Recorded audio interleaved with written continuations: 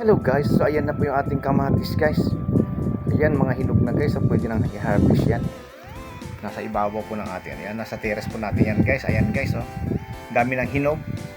So pipitasin na natin mamaya yan guys. Ayan oh. Ayan.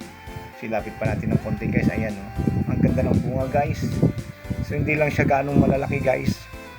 Pero ang ganda ng pagkakahinog guys oh. Ayan guys. So sabi nga nila, pag nagtanim ka ng kamatis, may anihin ka ring bunga ng kamatis. Ayan.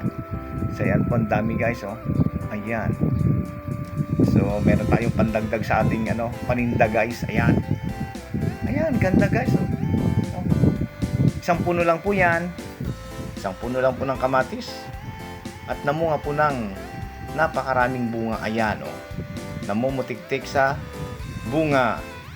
And thank you. Salamat po. Thank you for watching.